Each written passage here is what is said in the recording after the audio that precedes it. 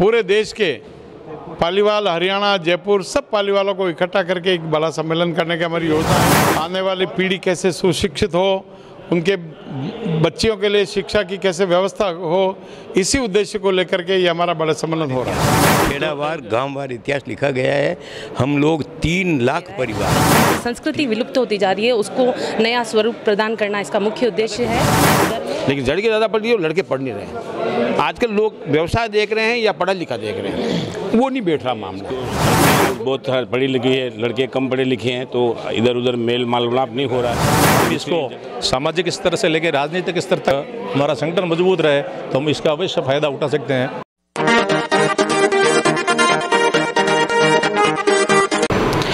पालीवाल ब्राह्मण महासभा के अध्यक्ष और मावली के विधायक धर्मनारायण जी जोशी हमारे साथ में हैं, उनसे बातचीत करते हैं। सर, आज ये इतनी बड़ी बैठक राजसमंद में रखी, इसके पीछे क्या मुख्य उद्देश्य है? मित्रवर नमस्कार। पहली बात तो आपने जो कमेंट्स किया कि चुनाव होने वाले हैं, इस बैठक का आने वाले चुनाव से कोई संबंध नहीं है।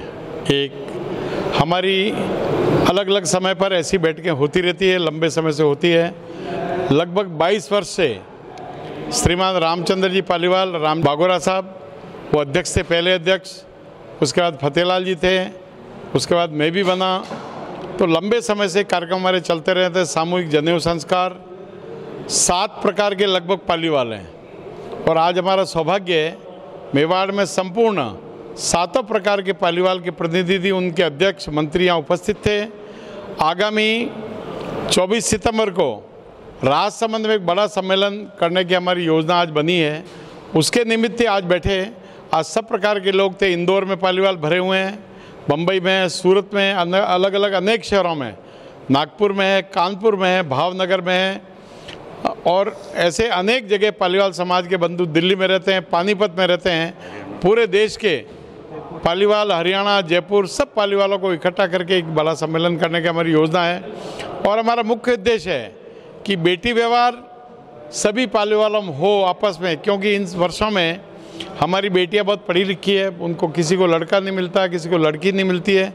इसी उद्देश्य को लेकर के आज हमारी बैठक थी, अन्यथा कोई दूसरा प्रयोजन नहीं है। और उस उद्देश्य में लगता है कि हमारा बड़ा सम्मेलन करके हम सफल होंगे। इसमें मुख्य रूप से सामाजिक एकता और इस तरह की बात की जाती है। जैसे आपने बताया शुरुआत में कि अलग अलग वर्ग बने हुए हैं, 24 श्रेणी, 44 श्रेणी, तो इसका सामूहिक ये जो आने वाले सम्मेलन में उसमें क्या होने वाला है? इतना बड़ा आयोजन क्यों किया जा रहा है? भाई उद्देश्य मेन बताया कि हमारे यहाँ 12 श्रेणी पालीवाल है, 16 श्रेणी पालीवाल है, 24 श्रेणी पालीवाल है, 44 श्रेणी पालीवाल है, 52 श्रेणी पालीवाल है, फिर बड़े पालीवाल है। ऐसे सब फिर के एक स्थान पर आकर के समाज के विकास के लिए, आने वाली पीढ़ी कैसे सुशिक्षित हो, उनके बच्चियों के लिए शिक्षा की कैसे व्यवस्था हो, इसी उद्देश्य को लेकर के ये हमारा बड़ा सम्मेलन हो रहा है। कि आने वाले विधानसभा चुनाव भी हैं, लोकसभा चुनाव हैं, तो ब्राह्मण समाज का प्रतिनिधित्व राजनीति में बढ़े, तो मेवाड़ में बढ़े, राजसमंद में बढ़े, तो इसके लिए भी कोई चिंतन चर्चा हो रही है?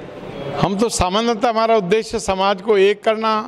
अब उसके क्या राजनीतिक परिणाम निकलते हैं, कौन सी क्या होता है, इसका ये विषय हमारा नहीं है। समाज के सब फिरके एक होकर के एक आवाज़ से हम रहें। और ये जो मैंने बताया सामूहिक जनेऊ संस्कार है और सामूहिक विवाह संस्कार है, ये सामूहिक रूप से हो। सारे फिरके जो 7 प्रकार के पालीवाल एक मुख्य होकर के चलें, यही मुख्य उद्देश्य है। घनश्याम जी पालीवाल हैं, इनसे बात करते हैं। आप ये बताएं, जैसे इतना बड़ा आज बड़ा सम्मेलन रहा, इसमें मुख्य रूप से क्या चर्चाएँ हुई? एक मुख्य जो इसका विषय है, ये हम लोग जो मेवाड़ के पालीवाल, मेणारिया, नागदा एक ही मूल के, एक ही जगह से हम लोग आए हैं। 800 वर्ष पहले मेवाड़ में हम लोग आए। पाली जो नींव टूटी, पाली का पतन नहीं हुआ अंतिम, उसके पहले हम लोग आ गए। उसके बीच में हम लोग बीच में पाली रहे, तो पल्लीवाल नाम से हमारे यहाँ सरसल जी हुए, जो प्रथम सलाहकार थे महाराणा के और प्रथम वो उनके पुरोहित थे। वो जो पुरोहित रहे, उन्होंने पल्लीवाल नाम का संगठन खड़ा किया, जाति खड़ी की और सब लोगों को 1444 में प्रत्येक गांव में उन्होंने भूमि दिलाई, महाराणा से जागीरें दिलाई। हम लोग ही मेवाड़ को विकसित किया, मेवाड़ को बसाया, मेवाड़ की रक्षा की। उस समय राणा ये रावल ठाकुर, ये 16-32 ठिकाने नहीं थे। ठिकाने महाराणा संग्राम सिंह जी के समय हुए। 250 वर्ष तक इस पूरे मेवाड़ को ज़माने में ब्राह्मणों का, पालीवालों का सहयोग रहा। उन्हीं में जो हमारी 4-5 बैठकें हो गई। एक मेनार बैठक जिसको मेनारिया कहते हैं, एक बैठक हुई गोगुंदा में जिसको 12 अखेड़े कहते हैं, एक बैठक भानुजा में हुई जिसको बड़ा 44 श्रेणी कहते हैं, एक बैठक खमनौर में हुई उसको 24 श्रेणी कहते हैं, एक बड़ा पालीवाल जो इसी में पुरोहित बने वो बड़ा पालीवाल कहलाते हैं, एक 16 खेड़ा की बैठक। इस तरह 7 हमारी बैठकें हैं। पालीवाल हम मूल हैं। उसका इतिहास, प्रत्येक गांववार इतिहास, कौन आए, पूर्वज कब आए, कब आए, कितनी जागीरी मिली, 600 गांवों का इतिहास अभी लिखा गया। पहला कि हम एक मूल के हैं, इसके लिए हमने जितने इतिहास ग्रंथ थे इस देश में पालीवालों के लिए लिखे, उनका संक्षिप्त विवरण, उसमें एक समीक्षा, और हम ये गांव वाइज अलग अलग गांववार इतिहास लिखा, खेड़ावार गांववार इतिहास लिखा गया है। हम लोग 3 लाख परिवार हैं, 3 लाख परिवार है पालीवाल मेनारिया मेवाड़ के, और उनके 15 लाख हम सदस्य हैं। हमारे मेनारिया 24-44 के कार्यकर्ता, ये भाई बंद जो इंदौर, मुंबई, सूरत, सब जगह पूरे देश में फैले हुए हैं। मेन जैसे बताते हैं कि इसकी जो आपके पालीवाल समाज की जो उत्पत्ति है वो बाड़मेर जिले में, वहाँ हमारी जो उत्पत्ति मेवाड़ के पालीवालों की 99% उत्पत्ति गुजरात है। हम गुजरात के औदिच्य, सहस्त्र औदिच्य जो मूल राजा के यज्ञ में थे, हमको जागीरियाँ मिली थी। सिद्धपुर पट्टन हमारा था राज्य, हमारी पालीताना में हमारा शासन था, काशी में हमारा शासन था हमारा। तो इस तरह ये पानरवा स्टेट हमारी थी, मेनार में हम, तो हमारों को शासनिक गांव थे हमारे वो थे। और पाली, स्वयं पाली में हमारे लोगों का ही शासन था, उसमें किसी का नहीं था। तो जितने लोग हुए, जो मोहम्मद गजनी का सोमनाथ लूटा वहाँ, तब ये गुजरात के लोग सब यहाँ आए। कुछ पीढ़ियाँ पाली में रही और फिर बाद में नागदा आए, नागदा भी बसे। नागदा में अल्तमश ने आक्रमण करके नागदा को नष्ट भ्रष्ट कर दिया। तब से ये लोग हम बिखरे, धीरे धीरे 200-250 साल में हम श्रेणियों में हो गए। और तो संबंध श्रेणी की वजह से आपके संबंध अलग अलग नहीं होते? नहीं, पहले होते थे। 150 वर्ष अपने अपने करने लग गए। बाकी पहले 52 सब आपस में संबंध करते थे, लेकिन भोजन इतना नहीं कर सकते थे, संख्या बहुत थी, इसलिए बैठकें अलग हो गई, भोजन व्यवस्था अलग हो गई, शादियां आपस में होने लगी। लेकिन 150 वर्षों में अपने अपने में करने लगी। अब ये इनको ये पहचान बनानी है कि नागदा अलग नहीं है, मेनारिया अलग नहीं है, पालीवाल अलग नहीं है, छोटा बड़ा कुछ हक मूल सब एक हैं। तो उसी कुरीति को खत्म करने के ये सम्मेलन है, और उसका इतिहास का प्रकाशन हो रहा है। ऐसा इतिहास पहले कभी लिखा, शोधपूर्ण इतिहास लिखा गया है पूरे देश में। मारवाड़ से गए कितने पालीवाल, उनका भी विवरण है, और मेवाड़ के सबका विवरण है, प्रत्येक गांव का इतिहास। आज ये कार्यक्रम हुआ, इसमें पूरे मेवाड़ के ब्राह्मण समाज, मेवाड़ के पालीवाल ब्राह्मण जो मेनारिया, नागदा, पालीवाल, छोटा बड़ा लगत है, उनके प्रतिनिधि आए। अभी दूसरे ब्राह्मणों का हमारा अभी इसमें नहीं है। अच्छा, केवल पालीवाल, मेवाड़ के पालीवाल, उनका इतिहास, खेड़ावार इतिहास, गांववार इतिहास, पूर्वजों के इतिहास 1050 से लेकर अब तक का इतिहास लिखा जा रहा है, लिख दिया। उसका प्रकाशन होना है, और वो उसका विमोचन इस महासम्मेलन में होगा। इस सम्मेलन में देश के लोगों को बुला रहे हैं हम। उसका क्या उद्देश्य है? उसका उद्देश्य ये है, एक तो हमारे कार्पस की स्थापना करें, करोड़ों रुपए का कार्पस बनेगा, जिसमें बच्चों के लिए काउंसलिंग, कोचिंग 4 सेंटरों पे होगी। यहाँ चित्तौड़ और Pratapgarh, Indore, Udaipur. Counselling, coaching, RAS, IAS, जी कोई प्रतियोगी परीक्षा में बैठेगा पालीवाल, नागदा ब्राह्मण, उसको आगे ले जाना। फिर व्यवसाय में किसको दिक्कत है, उसके लिए सहायता देना, उसके लिए मदद करना, प्रशिक्षण देना। किसी भी तरह से समाज को सशक्त और मजबूत बनाना। और संस्कारों के मामले में सामूहिक विवाह, सामूहिक यज्ञोपवीत, और ये संस्कार, गायत्री, उपासना, कर्मकांड, वेद विद्यालय, ये सब इसका उद्देश्य। तो ये हमारे संस्कार ठीक हो, हमारी जाति एकता बढ़े, सबको मालूम पड़ेगा हम एक हैं। इस पूरे जैसे अलग अलग आपके 44 श्रेणी है, या ये जो अलग अलग श्रेणियां बनी हुई है, उसी तरह अलग अलग संगठन भी बने हुए हैं, तो उसका पूरा एक संयुक्त संगठन, उनका संयुक्त एक मंच है। अच्छा। ये इसको पालीवाल ब्राह्मण महासभा मेवाड़ मेनारिया नागदा परिवार समाज के सभी श्रेणियों का संघ, अच्छा, इसका नाम है। रजिस्टर्ड है ये, 2001 में किया, 5-10 साल अच्छा चला, उसके बाद थोड़ी शिथिलता आई, अब ये वापस जगह है और सबका समन्वय सेतु है।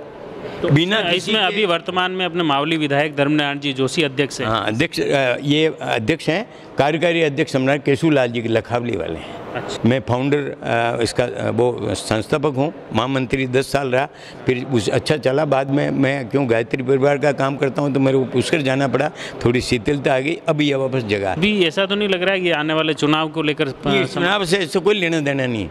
मेरा एक निवेदन है कि आदमी, मैं काश्तकार गेहूँ बोता है, मक्की बोता है, तो गेहूँ मक्की के लिए बोता, कड़ब के लिए न खाकले के लिए नहीं बोता। अब उसमें कड़ब और खाकला मिल जाए तो मिल जाए, इसका उद्देश्य हमारा नहीं है। हमारा उद्देश्य, मूल उद्देश्य यह है, अब ये लोगों को मालूम पड़े कि पूरा देश है कि एक जगह से उद्भव ये लोग इतने हैं, ये बात अलग है। हाँ, वो तो देखो, समाज एकजुट होगा तो उसमें बहुत सारे कई फायदे मिलेंगे। ये मिलते हैं, और ये भी सही है कि ये पालीवाल ब्राह्मण महासभा जब से खड़ी हुई, इसका इनडायरेक्ट फायदा राम जी बागोर को भी टिकट मिला, धर्मनारायण जी को मिला, ये तो इसी इनमें ये भी पड़ा होगा कि मैं पालीवाल अध्यक्ष, उससे लाभ तो मिलता ही है, वो मिलता होगा। लेकिन बात यह है कि हम लोग घोषणा पत्र जारी कर रहे हैं, राष्ट्रमंडल घोषणा पत्र। अगले दिनों पालीवाल मनारिया ब्राह्मणों के भविष्य का क्या होना, क्या करना है, इसकी समयबद्ध और कार्य योजना इस घोषणा पत्र में आएगी। चलो, धन्यवाद। ये थे घनश्याम जी, इन्होंने किस तरह से समाज का इतिहास भी बताया और आने वाले दिनों में समाज को कैसे सशक्त और मजबूत बनाएं, इसके लिए भी कार्य योजना बताई कि इसको लेकर एक बड़ा सम्मेलन आयोजित होने वाला है। हमारे साथ में समाज की महिला शक्ति भी हैं। आप ये बताएं कि अभी वर्तमान में अगर परिदृश्य में देखें तो समाज की क्या कुरीतियाँ हैं जिससे अब चुनौती पूर्ण लिया जा रहा है, इस समाज में इस एक मंच पर लिया जा रहा है ताकि समाज सशक्त हो। जो समाज विभिन्न श्रेणियों में बटे हुए हैं, तो वो आपस में बहुत कम लोग आपस में आना जाना, आपस में व्यवहार, बेटी व्यवहार, भोजन व्यवहार बहुत कम है। कुछ लोग अभी करने लगे, जो शिक्षित है वो सोचते हैं कि हम पालीवाल ही है सारे, तो आने वाले वक्त में पूरा पालीवाल समाज एक होकर शादी के फंक्शन है, जनेऊ सामूहिक करना है, या समाज में कोई गरीब तबके से है तो उसका भी उत्थान करना है, क्योंकि समाज में बहुत सारे लोग ऐसे भी हैं जिनकी बहुत सारे बिजनेस हैं, कोई किसी क्षेत्र में, तो समाज के लोगों को आगे बढ़ाना इसका मूल उद्देश्य है। तो एक जैसे रोजगार की भी वैसे धर्मनारायण जी ने बताई, इसमें मैं एक चीज़ और देखना चाहता हूँ कि जैसे ब्राह्मण शब्द ही ऐसा है कि जैसे पवित्रता को लेकर देखा जाता है, लेकिन आजकल कुछ ऐसी चीज़ें कहीं कहीं सुनने को में आती है कि नशे की प्रवृत्ति भी समाज में कुछ बढ़ रही हैं, इस तरह की जो कुरीतियाँ अगर तो उसके लिए भी अभी आह्वान किया था कि इससे सबसे पहले अपने घर परिवार से और सामाजिक स्तर पे भी हम उन कुरीतियों को दूर करने का प्रयास करेंगे, और काफ़ी हद तक प्रयास हो भी रहा है।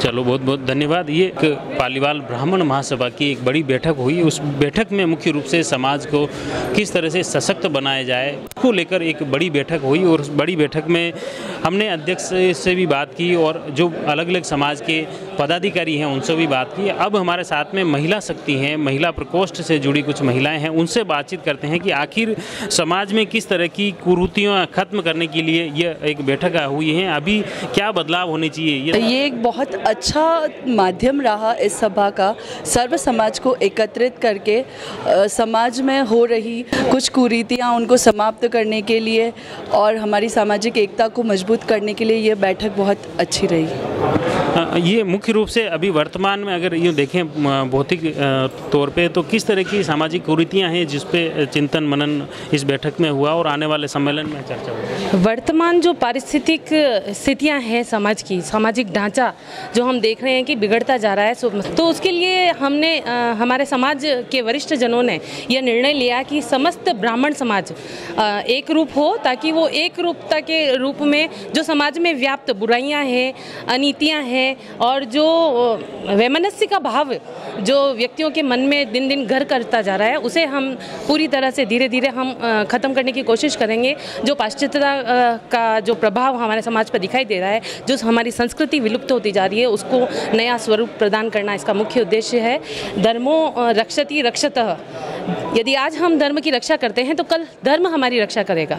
तो इसी प्रमुख ध्येय वाक्य के साथ हम सकारात्मक ऊर्जा के साथ हम इस कार्य को करेंगे और समस्त पालीवाल ब्राह्मण समाज मेवाड़ एकत्रित होकर हमारे समाज में जो व्याप्त जो भी कुरीतियाँ हैं उन पर विचार विमर्श करके उनका निराकरण करने की कोशिश करेंगे। समाज की आपके अलग अलग श्रेणियाँ बनी हुई है कुछ, वो आज सभी श्रेणियों के सभी समाज के यहाँ एकत्र। जी हाँ, बिल्कुल। हमारे 12 खेड़ा, 16 खेड़ा, 24 श्रेणी, 44 श्रेणी, 52 श्रेणी, सभी 6 श्रेणियों में जो बिखरे हुए हैं सामाजिक लोग, जो एक दूसरे से शायद मिलने में संकुचाते हैं, तो ये एक ऐसा मंच प्रदान किया सभी गणमान्य हमारे वरिष्ठ लोगों ने कि यहाँ पर आकर सभी सामाजिक, क्योंकि सभी समाज की लगभग एक समान समस्याएं हैं कि युवा पीढ़ी किस ओर जाती जा रही है, किस तरह से पाश्चात्यता का हमारे ऊपर प्रभाव बढ़ता जा रहा है। जैसे मैं 1-2 कुरीतियों का नाम आपके सामने बताऊंगी कि जैसे ये जो हमारे प्री वेडिंग शूट, सबसे बड़ी संस्कृति का हनन यहाँ हो रहा है, जहाँ महिलाएं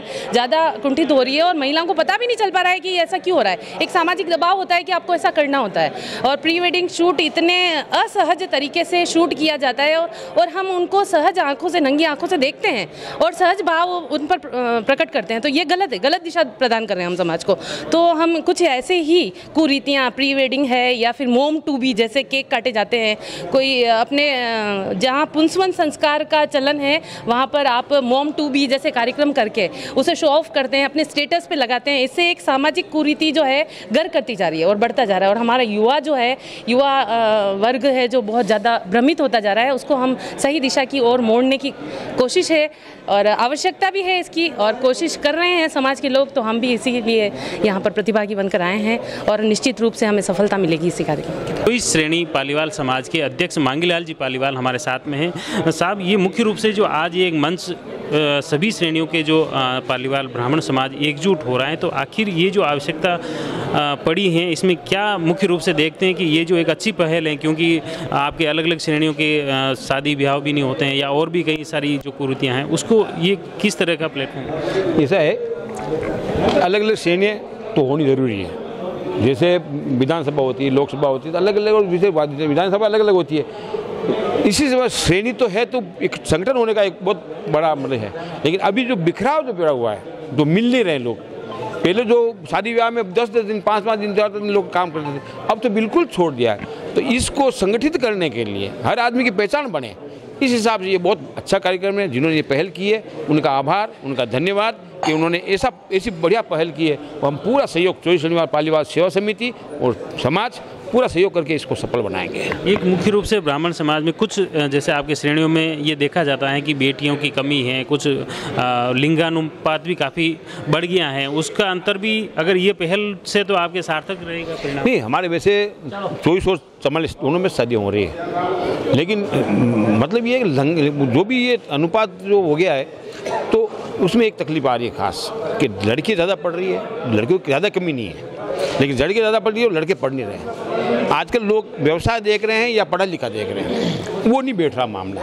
बाकी लड़कियों को कोई कमी नहीं, लड़कियाँ अच्छी है, लड़के में है, लेकिन तकलीफ ये पड़ रही है खास बात। शिक्षा का एक वो है जो अनुपात शिक्षा का सही नहीं है, बस ये बता। तो ये तालमेल बिठाने के लिए भी कहीं ना कहीं ये इस तरह का जो आपके मंच हैं या समाज स्तर पे कि किस तरह से जो दूसरे युवा नहीं पढ़ पा रहे हैं, तो क्यों नहीं पढ़ पा रहे हैं, उनको आगे पढ़ाने के लिए क्या प्रयास किए जाए? उसके लिए करेंगे, हम कोचिंग लाएंगे, इसी महासभा के साथ कोचिंग करेंगे, लड़कों को सिखाएंगे, लड़कों को किसी उद्योग में लगाने की कोशिश करेंगे, कहीं काम करे, कोई करे, जिससे ये व्यवस्था ठीक बैठे। हाँ, समानता आ जाएगी। ठीक, बिल्कुल, बहुत बहुत धन्यवाद। ये मुख्य रूप से आपने देखा कि इस तरह से कुछ चीज़ें जो श्रेणीबद्ध जरूर हैं, लेकिन समाज में कुछ इस तरह की जो सशक्त और मजबूत बनाए, उसकी पहचान जरूर होगा। और हमारे साथ में समाज के कुछ और प्रतिनिधि भी हैं, उनसे बातचीत करते हैं कि आखिर जो ये एक मंच उपलब्ध कराया है, इसमें सभी श्रेणियों के ब्राह्मण समाज के एकत्रित हुए, तो इससे क्या बदलाव मुख्य रूप से महसूस किए गए, ये चीज़ें होनी चाहिए? इसमें सभी श्रेणियों के जो ब्राह्मण के अध्यक्ष हैं वो शामिल हुए। नागदा, मेणारिया, 16 खेड़ा नागदा ब्राह्मण समाज, 12 खेड़ा, 24-44 श्रेणी, 52 खेड़ा, 12 खेड़ा, टोटली ब्राह्मण की यहाँ अध्यक्षों की और सभी बैठक थी।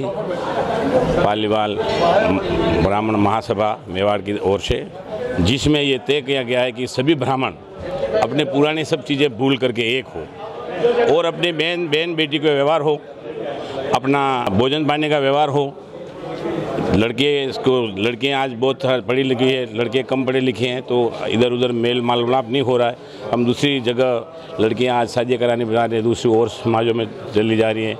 उसके लिए भी ये संगठन पूरी सारी ये इस प्रकार की जो व्यवस्था बनाएगा, ये 24 सितंबर को जो बहुत बड़ी महासभा है उसमें उसका मैनिफेस्टो तैयार होगा और वो सबके सामने ये संगठन के ये कार्य होंगे, वो सबके सामने प्रस्तुत किए जाएंगे और इस कार्य के आधार पे सारी श्रेणियों में इस प्रकार के कानून लागू किए जाएंगे कि हम हमारी बेटी व्यवहार, हमारा भोजन व्यवहार बढ़ावें और हम सब एक छत के नीचे आकर के हमारी एकता ब्राह्मणों की दिखाएं, पूरा मेवाड़ की।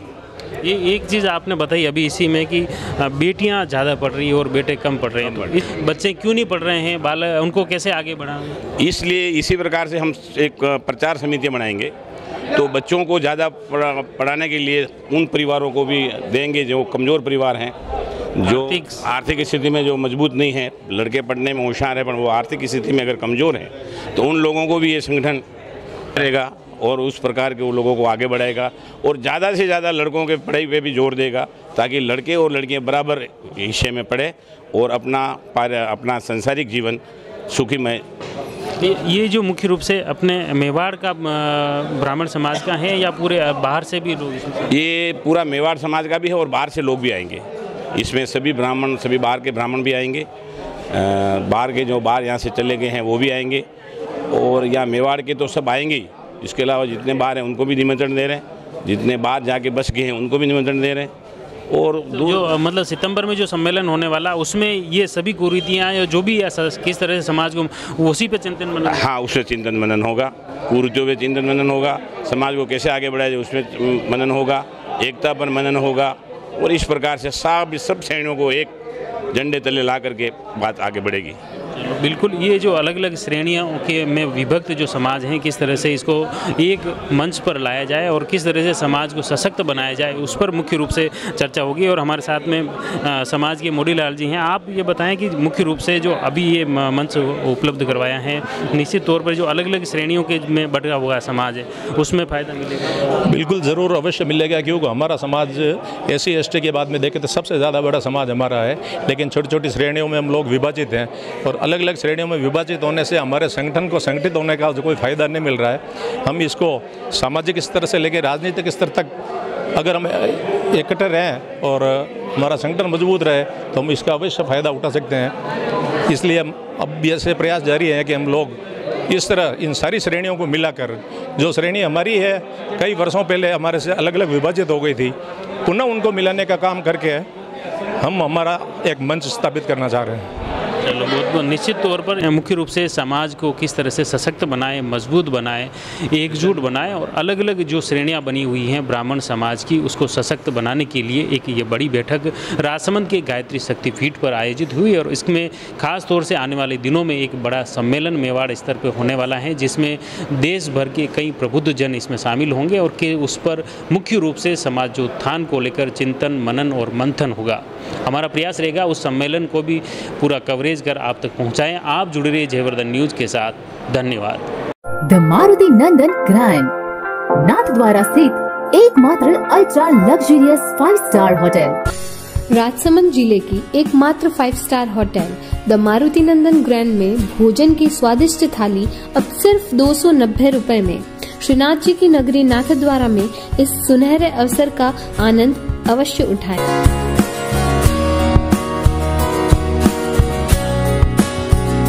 मारुति नंदन ग्रैंड, थिंक नाथद्वारा, थिंक नंदन ग्रैंड।